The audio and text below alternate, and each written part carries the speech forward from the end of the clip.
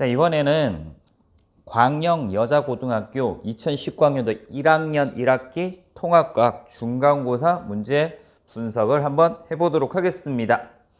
자, 1번 문제부터 보자. 1번 문제. 화학 문제는 주기율표에 대한 설명으로 옳지 않은 것은 나와 있습니다. 자, 일단 주기율표야. 자, 세로축을 족, 가로줄을 주기라고 얘기를 해요. 그래서 족은 1족부터 18족까지, 그리고 가로줄 주기는 전자껍질 수와 같다. 맞는 내용이죠. 같은 족에 속하는 원소는요, 원자과 전자수가 같기 때문에 원자과 전자수가 같기 때문에 화학적으로 성질이 비슷하다. 현재 사용하는 주기율표는 멘델레예프 아니고 누가 만든 거다? 모즐리가 만든 거다라는 거. 그래서 4번이 틀렸습니다. 그쵸? 현재 주기율표는 원자 번호 순으로 배열한 거 맞죠? 그래서 1번의 답은 4번 되겠네. 자, 2번 문제 볼게요. 원소를 금속 원소와 비금속 원소로 나눴대. 이 중에서 금속 원소의 특징에 해당하는 것. 금속 원소는 음이온이 아니라 어떤 이온이 되기 쉽다? 전자를 잃어서 양이온이 되기 쉽다. 실온에서 주로 고체나 기체로 존재하는 것이 아니라 주로 고체로만 존재를 해. 외부에 힘을 가할 때 모양이 변하여 얇게 펴지는 성질, 전성이나 연성을 가집니다. 그래서 답은 디귿 되겠네. 3번 볼게요. 주기율표 일부를 나타냈다. 그러면 일단 주기율표 다 적어놓고 시작을 하자라고 얘기를 했어. A에 해당하는 것이 헬륨, B는 리튬, 베릴륨, 붕소, 탄소, 질소, N, 산소, 플루린, 여기는 네온, 나트륨, 마그네슘, 알루미늄, 규소, 인, 황. 이렇게 정리를 해요. 자, 금속 원소는 두 가지이다. 맞죠? 리튬과 마그네슘인 B와 E가 금속 원소입니다. 그래서 기억 내용 맞는 내용. 두 번째 전자 껍질, 이주기 원소들이다. 그치? 얘네들 B, C, D에서 전자수 물었습니다. 당연히 원자 번호가 클수록 전자수가 크니까 B보다 C, C보다 D가 더 크다. 맞죠? 그래서 B는 두 번째 전자 껍질에 몇 개 들어있어? 1개. 얘는 5개, D는 8개 들어있으니까 맞는 내용이야. 원자과 전자수와 전자 껍질수 합이 가장 큰 원소 물었습니다. 합 한번 해볼까요? 자, 원자과 전자수 18쪽은 0이라고 했어. 그치? 원자과 전자수와 전자 껍질수 합은 얘는 A는 1 됩니다. D는 그럼 얼마 돼? 2 되겠죠. D는 2 될 거고요. B 같은 경우에는 원자과 전자수 1, 그리고 전자 껍질수 2니까 3 되고요. 얘는 2에 5 되니까 7. C는 3에 2니까 5. 그리고 F는 3에 6이니까 9 됩니다. 그래서 가장 큰 원소는 F 맞는 거죠. 그래서 기억, 니은, 디귿 다 맞으니까 5번이 답이 되는 거 알 수 있습니다. 4번 문제. 자, 2, 3주기 원소다라는 거 이런 것들 중요해. A에서 C 나와 있어. 자, 그러면 A와 C는 알칼리 금속과 할로젠 원소 중에 하나이다. 그러면 2주기에서 알칼리 금속 뭐 있어? 리튬, 할로젠 원소는 플루린. 3주기에서 알칼리 금속은 나트륨, 그리고 할로젠 원소는 염소 있어요. 자, 원자의 전자 껍질 수는 A가 B보다 많다라고 했어. 그치? 그러면은 B가 어디에 해당하는 거? 2주기에 해당하는 거. A는 3주기에 해당하는 것. 이렇게 알 수 있겠네. 자, 원자과 전자수는 A가 B와 C보다 적다라고 했어. 원자과 전자수 A가 B와 C보다 적으니까 A는 뭐가 돼? 나트륨이 된다라는 거 알 수 있어요. 그러면 B, C는 뭐가 된다고? 할로젠 원소인 플루린과 염소인데 B가 플루린, 그러면 C는 염소다라는 거 확인할 수 있습니다. 자, 원자 번호는 B가 가장 작다. 플루린이 가장 작은 거 맞죠? A와 C는 모두 알칼리 금속이다. 아니죠. C는 할로젠 원소, A만 알칼리 금속. B, C는요 같은 족에 있는 거죠. 같은 주기 원소 아니고 같은 족의 원소입니다. 그래서 답은 1번만 되는 거 알 수 있습니다. 자, 5번 문제 볼까요, 이제? 자, 다음은 알칼리 금속의 성질을 알아보기 위한 실험이래. 자, 봤더니 알칼리 금속을 놓고 칼로 잘라 단면을 관찰했더니 어떻게 돼요? 광택을 잃었다, 광택을 잃었다, 광택을 잃었다 나오는데 자르는 순간 곧 서서히니까 반응성은 누가 더 커? A가 B보다 B가 C보다 크다라는 거. 반응성이 크다는 얘기는 원자 번호가 크다라는 얘기야. 그치? 원자 번호가 클수록 반응성이 크다라고 얘기를 했어. 자, 그래서 이렇게 보면 되고요. 쌀알 크기의 알칼리 금속을 물이 들어있는 시험관에 넣고 변화를 관찰했대. 그러면 무슨 기체 발생해? 수소 기체가 발생을 할 거야. 그리고 페놀프탈린 용액을 한두 방울 떨어뜨리니까 어떻게 변했다고? 붉은색으로 변했다. 그럼 수용액은 무슨 성질로 변한 거다? 염기성으로 변했다라는 거 알 수 있습니다. 자, 그래서 알칼리 금속의 반응성 누가 더 커? A가 더 크고 그 다음 B, C. 그래서 기억 내용 맞는 내용이고요. 니은, 기억과 니은에서 발생하는 기체의 종류 전부 다 어떤 기체 발생한다고? 수소 기체를 발생합니다. 그래서 종류 모두 같다. 맞고요. 자, 다에서 반응 후 수용액은 모두 어떤 성질이다 그랬다? 산성 아니고 페놀프탈레인 용액이 붉게 변하는 것은 염기성이었죠. 그래서 답은 기억하고 니은되는 3번이 답이 됩니다.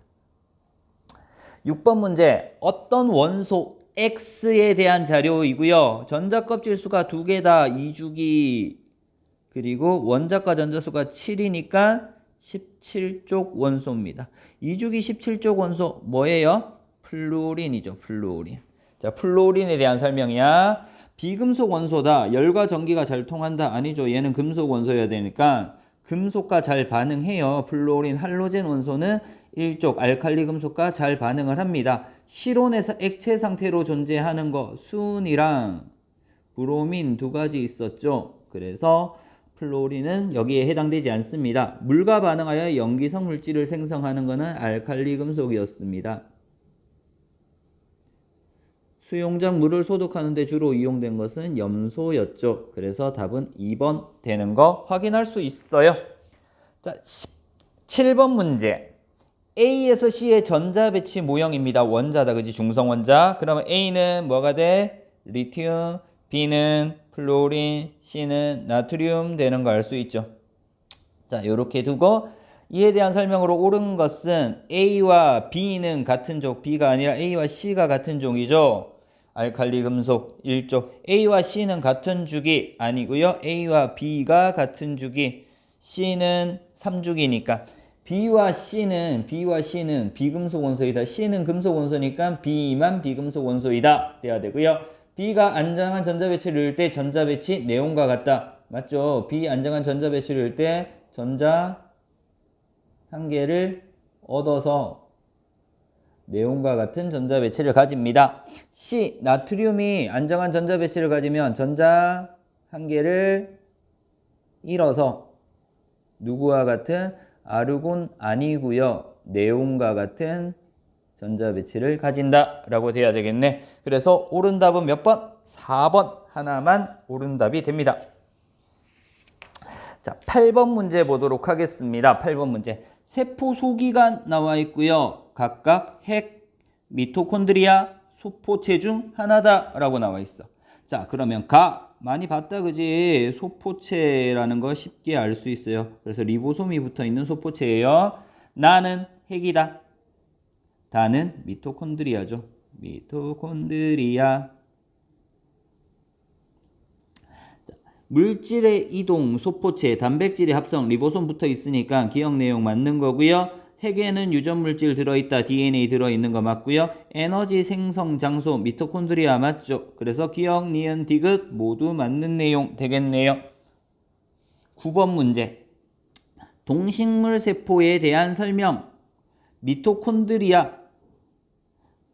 미토콘드리아는 동식물 세포 모두 존재한다. 맞아요. 세포막은 동물 세포에만 있는 것이 아니라 모두 존재해요. 얘도 엽록체와 미토콘드리아는 물질 대사가 일어나는 거 맞죠? 얘는 동화작용, 엽록체는 미토콘드리아는 이화작용이 일어납니다. 그래서 기억, 디귿 둘 다 맞는 내용 4번 답이 됩니다.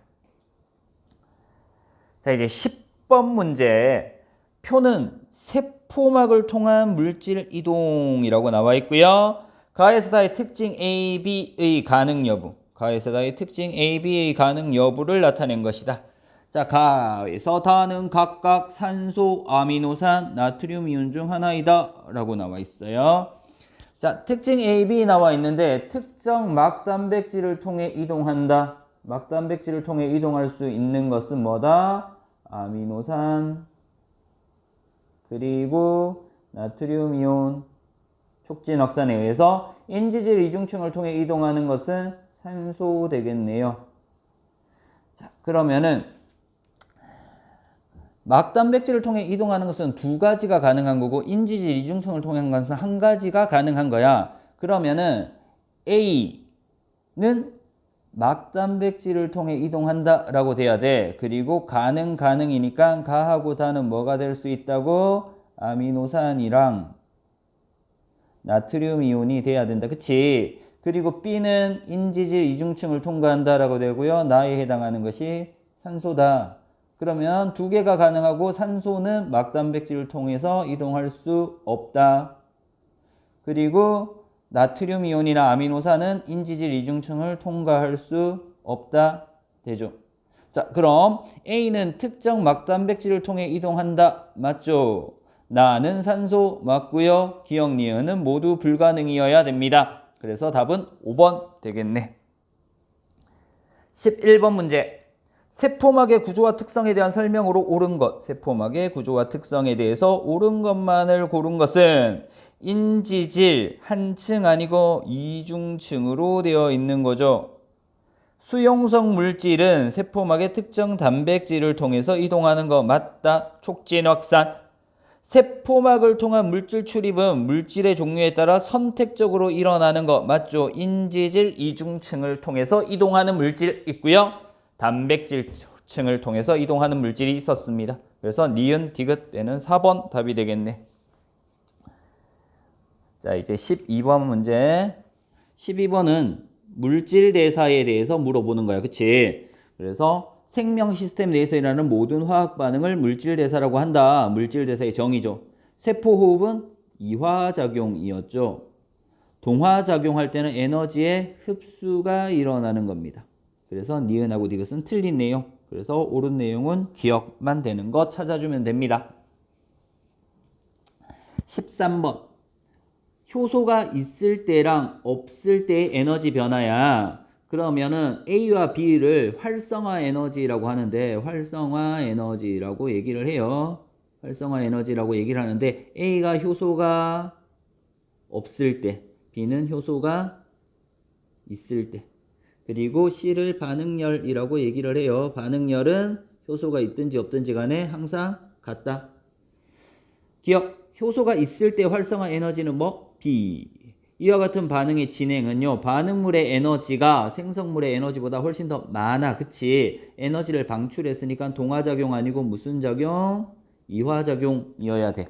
그래서 니은 틀린 내용. 효소는 활성화 에너지를 낮춰서 화학 반응 속도가 빨라지는 거죠. 높이는 거 아니고 낮춰주는 거. 그래서 답은 기억되는 거 확인할 수 있습니다. 14번. 감자즙을 이용해서 과산화수소 분해 실험을 했대. 자, 쭉 실험 과정이 나와 있고요. A 플러스 그 두 점 사이의 거리가 변화가 없었다라고 하는 것은 기체가 발생하지 않았다. 반응하지 않았다라는 얘기야. 그치? 반응하지 않았다. B 플러스 크는 늘어났다. 기체가 발생했다. 그래서 반응을 했다라는 얘기입니다. 자, A 플러스크에는 이산화탄소가 발생했다. 아니지. 발생하지 않았다. 감자즙에는 과산화수소를 분해하는 효소가 들어있기 때문에 B에서만 반응을 한 거죠. 그래서 이 효소 이름은 카탈레이스가 될 거예요. 카탈레이스라고 하는 효소가 들어있어요.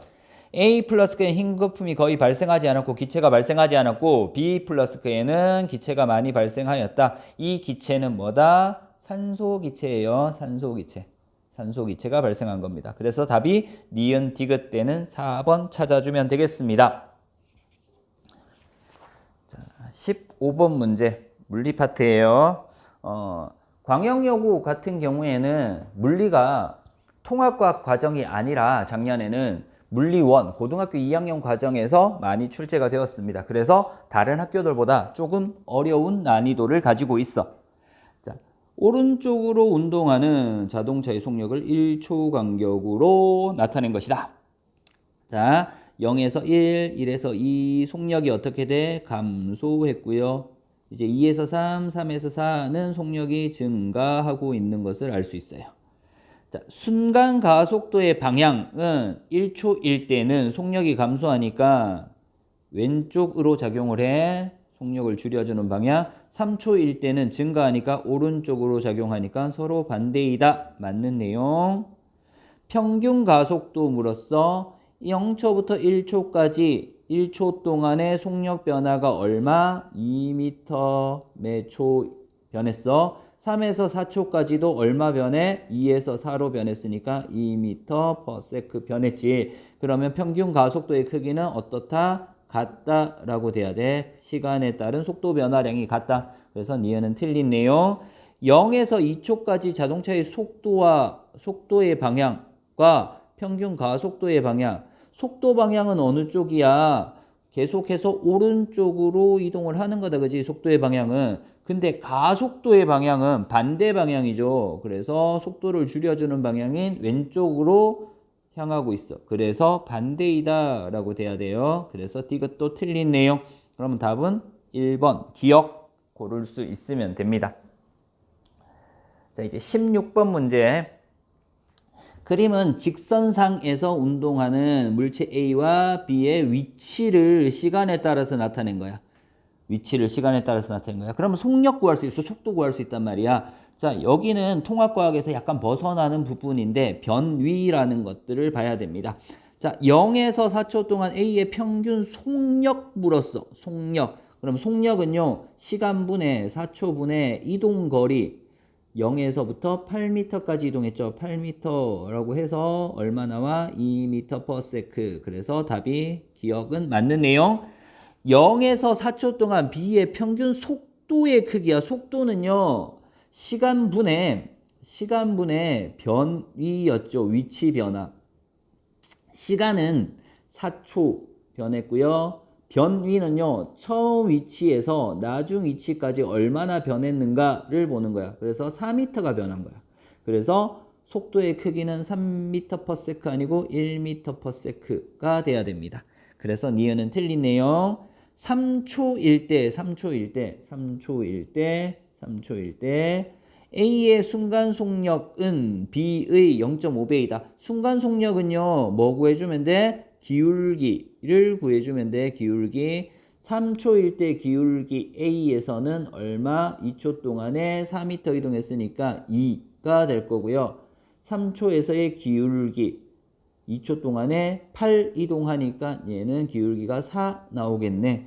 그러면 A의 순간 속력은 B의 얼마? 0.5배이다. 맞는 내용 되죠? 그래서 기억 디귿이 답이 됩니다. 이렇게 풀어주면 돼. 17번. 그림은 마찰이 없는 수평면에 정지해 있던 질량이 3kg의 물체에 작용하는 알짜 힘을 시간에 따라 나타냈대. 그러면 알짜 힘 시간 나와 있으니까 이거 가지고 뭘 구할 수 있다고? 충격량을 구할 수 있는 겁니다. 그렇죠? 충격량을 구할 거야. 자, 그러면 0초부터 2초까지 물체의 가속도 물었어. 그러면 0에서 2초까지의 뭘 구해야 돼? 충격량 I를 구할 거야. 그러면 힘 곱하기 시간이 충격량이니까 12가 나올 거고요. 얘가 운동량 변화량이잖아. 운동량 변화량이야. 운동량 변화량이 12라는 얘기는 0초일 때 나중 속도에서 처음 속도를 빼주면 된단 말이야. 나중 운동량에서 처음 운동량을 빼주면 된단 말이야. 그치? 그럼 처음 운동량이 정지해 있으니까 0이었고요. 나중 운동량이 12가 돼야 되지. 나중 운동량이 12라고 하는 것은 어떻게 구해? 질량 3kg의 속력 V를 곱한 거야. 그럼 이 V 값이 얼마 나와요? 4가 나옵니다. 그쵸? 그럼 처음 속력이 0이고요. 처음 속력이 0이고 나중 속력이 4니까 가속도는 시간에 따른 속도 변화량이잖아. 그러면은 시간 얼마 변했다고? 2초 변했고요. 속도 변화량은 0에서 4 변했으니까 4m 매 초 변했죠. 그래서 2m/s 제곱이라고 하는 거 나옵니다. 그래서 기억은 맞는 내용이야. 자, 3초일 때 물체의 속력 물었어요. 3초일 때 물체의 속력. 자, 일단은 여기서 충격량을 12만큼 받았단 말이야. 그러면 처음 속력이 얼마였어? 처음 운동량이 0이었고요. 그러면은 3초까지는 힘을 더 이상 받지 않았기 때문에 나중 운동량이 3초일 때 운동량이 얼마? 12였죠. 맞아요? 그러면 3초일 때 물체의 속력 물었으니까 운동량 변화량이 12야. 그치? 운동량 변화량이 12. 그러면은 질량 3 곱하기 속력 V 하면 되니까 나중 속력이 얼마 나와? 4 나오죠. 그래서 3초일 때 물체의 속력은 6 아니고 4m/s 나옵니다. 자, 그리고 0초부터 5초까지 물체의 이동거리 나와요. 이동거리. 자, 이동거리 나오는데 얘는 시간 속력 그래프를 한번 그려줘야지 됩니다. 시간 속력 그래프. 여기다가 한번 그려볼게. 시간에 따른 속력 그래프를 그릴 겁니다. 처음에 속력이 얼마? 0이었어. 그지? 처음에 속력이 0이었고요. 그 다음에 얼마 돼? 나중에 4m/s까지 증가를 해. 이때 시간이 얼마? 2초였고요. 그리고 이 속력으로 3초까지 그대로 가다가 그리고 다음 음의 방향으로 반대 방향으로 이만큼의 충격량을 받아. 그래서 5초가 되면 다시 0이 돼. 그러면 시간 속력 그래프에서 아래쪽 넓이가 해당하는 것이 이동 거리가 되니까 이 넓이를 구해주면 된다. 그치? 그래서 여기 넓이 4, 여기 넓이 4, 그리고 요 넓이 4 나오니까 4, 3, 12 해서 12m라는 거 구할 수 있습니다. 이렇게 해서 17번 문제 해결할 수 있고요. 답은 기억 디귿 때는 4번 답으로 체크해주면 됩니다. 자, 18번. 그림은 각각 질량이 m이고 2m인 물체를 같은 높이에서 동시에 수평 방향으로 던졌대. 동시에 같은 높이에서 동시에 수평 방향에 던졌어. 자, 그럼 이렇게 나와 있을 때는 낙하 시간은 같은 거죠. 중력만 받으니까 운동 경로를 나타냈대. 수평 방향으로 이동한 거리는 각각 d, ed이다. 그러면은 d라고 하는 것은 속력이 v만큼 수평 방향으로 속력을 v만큼 던졌을 때 이동 거리가 2배라고 하는 것은 속력을 얼마만큼? 2v만큼 던졌다라는 얘기예요. 자, A와 B에 작용하는 중력의 크기 물었습니다. 중력의 크기는 누구하고 비례해? 질량과 비례하죠. 그래서 질량이 B가 더 크기 때문에 A와 B에 작용하는 중력의 크기는 B가 더 크다. 몇 배만큼? 2배만큼. A와 B는 지면에 동시에 떨어진다. 지면에 동시에 떨어져. 그치? 어떤 힘? 중력만 받죠. 힘은. 중력만 받기 때문에 동시에 떨어져. 자유낙하 운동을 합니다. 물체를 던질 때 A의 속력이 B의 속력보다 어떻다? 느리죠. 작다. 그래서 수평 방향으로 더 조금만 이동한 거야. 같은 시간 동안. 그래서 옳은 답은 니은 하나 되겠네요. 자, 이제 서술형 1번 문제 보도록 하겠습니다. 서술형 1번. 마찰이 없는 수평면에서 질량이 3kg의 물체에 작용하는 힘을 나타낸 거래. 자, R자힘의 방향과 크기를 구하래. R자힘은 뭐다? 힘의 합력이죠. 그래서 왼쪽으로 15N 플러스 오른쪽으로 1하고 5 더한 6N이니까 왼쪽 방향에서 오른쪽 방향이 반대니까 서로 빼줘야 돼. 그치? 그래서 얘는 얼마 나와? 왼쪽으로 9N 나올 거야. 자, 이렇게 풀 수 있었고요. 자, 두 번째, 물체의 가속도의 크기를 구하라라고 했습니다. R자힘이 얼만데? R자힘이 왼쪽으로 9N이잖아. 근데 크기만 구하라고 했으니까 9N이다 라고 두면 돼. 가속도의 크기를 구하라. 그래서 가속도 구하는 식이 어떻게 돼? A는 가속도는 질량분의 힘 이렇게 된다. 그치? 그럼 질량이 얼마 나와 있어요? 3kg 나와 있죠. 그래서 3kg 분의 힘은 얼마? 9N 되니까 가속도는 3m/s 제곱이라고 하는 식으로 나타낼 수 있습니다. 자, 그래서 답은 이렇게 나와요. 서술형 2번 문제 보도록 하겠습니다. 서술형 2번 문제.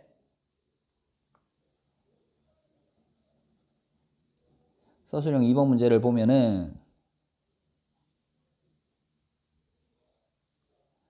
2번 문제를 보면은 자, 2번 문제 볼게요. A에 작용하는 알짜 힘의 크기를 구하라 그랬어. 알짜 힘의 크기. 자, 얘는 가속도 법칙으로 푸는데 실로 이렇게 연결돼 있으면은 이 전체 물체를 하나라고 두고 푸는 거야, 일단. 그리고 이 8kg의 물체에 32N의 힘이 가해지고 있어. 그럼 여기서 가속도를 구해. A는 m분의 F라는 식에서 8kg 분의 얼마? 32N 이렇게 나오겠죠. 그러면은 가속도가 얼마 나온다고? 4m/s 제곱 이렇게 나올 거야. 자, 가속도가 4m/s 제곱으로 나왔대. 그러면은 A에 작용한 알짜인 크기니까 A에 가속도가 얼마 작용했다고? 4m/s 제곱 작용했고 A의 질량이 얼마라고? 6kg이라는 얘기잖아. 그러면 힘의 크기는 어떻게 구해? F는 MA 이렇게 구하지. 아빠는 엄마다라는 식으로 구하는 거야. 그래서 질량이 얼마? 6kg. 그리고 가속도는 4m/s 제곱 하니까 힘의 크기 얼마 나와요? 24N 이렇게 나오지. 됐죠?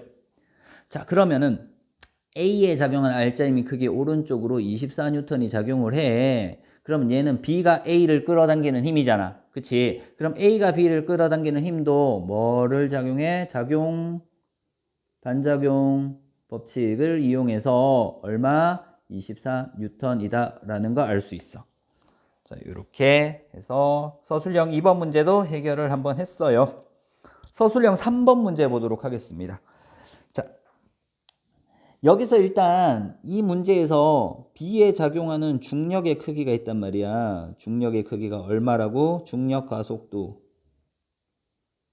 10m/s 제곱이고 질량이 4kg이니까 이 중력은 얼마만큼 작용해? 중력의 크기는 40N만큼의 중력의 크기가 작용해. 그러면 얘가 B가 A를 잡아당기는 힘이 얼마? 40N이고 A가 B를 잡아당기는 힘도 작용 반작용해서 40N만큼의 힘을 작용한단 말이야. 그치? 자, 이제 B의 가속도의 크기를 구할 거야. B의 가속도의 크기.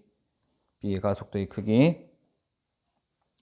자, 이렇게 작용을 하고 난 다음에 뭘 구할 거냐면은 이제 가속도의 크기를 구할 건데 얘네들이 실로 연결되어 있으니까 전체로 보는 거야. 이제 전체.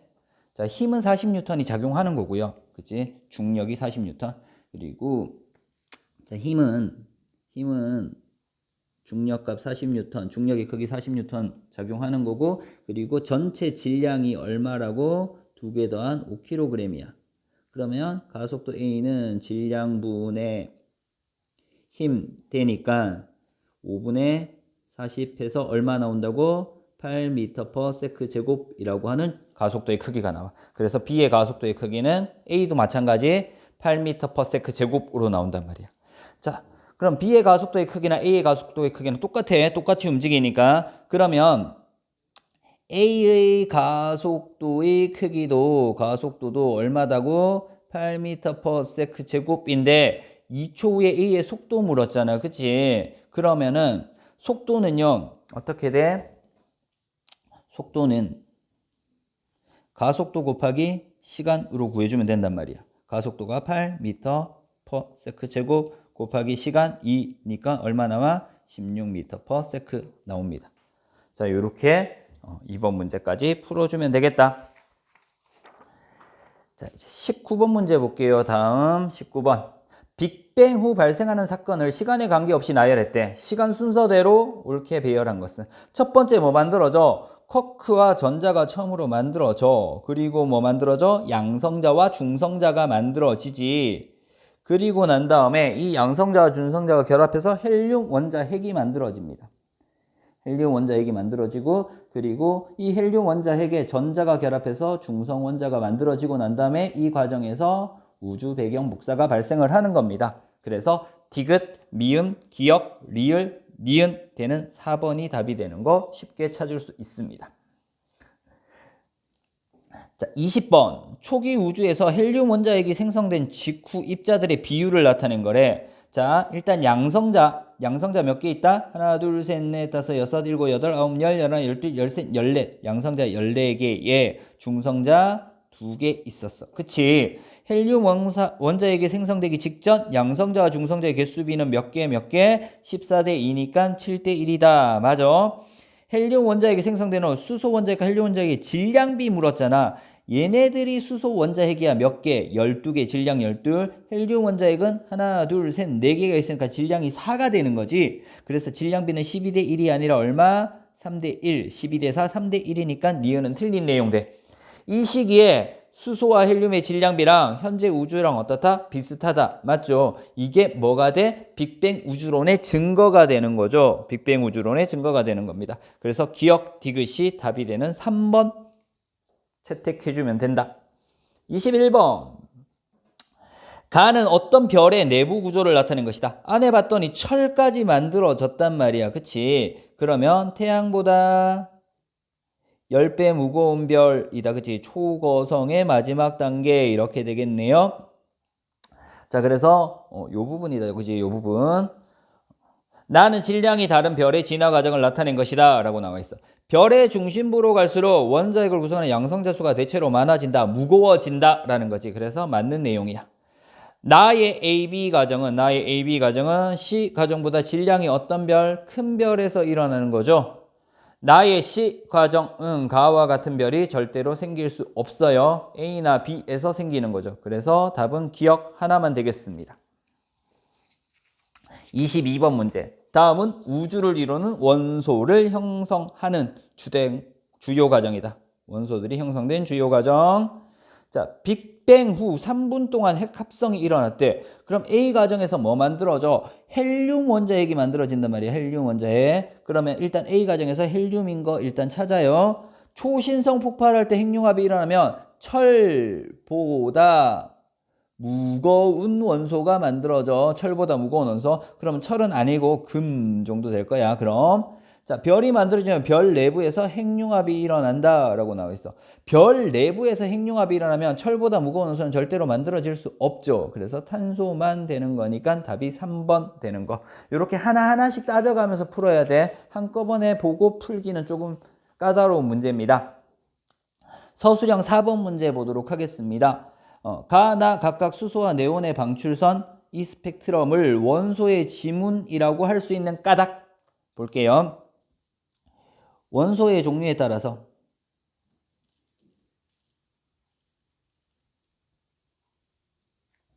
수소와 헬륨이니까 따라 고유한 파장의 빛을 흡수하거나 방출하기 때문에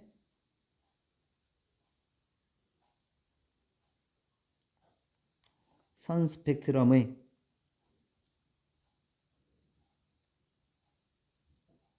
종류가 달라진다.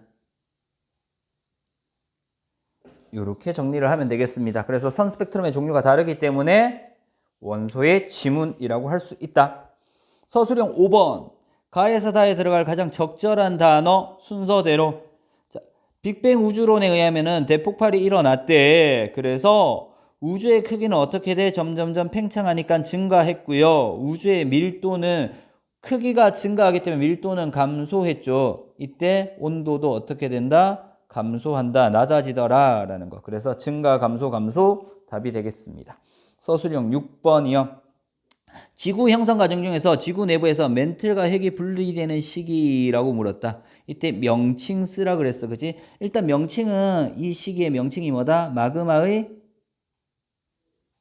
바다가 되겠죠. 자, 이때 멘틀과 핵이 분리되는 과정입니다. 액체 상태로 변했다는 얘기야, 그지? 액체 상태로 변한 원소들이 있어요. 액체 상태로 변한 원소들이 있는데, 이 액체 상태로 변한 것 중에서 밀도가 큰 철과 니켈은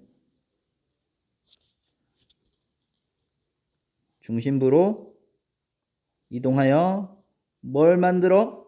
그치, 핵을 생성하고요. 핵을 형성하고. 밀도가 작은 산소와 규소는 위로 떠올라 멘트를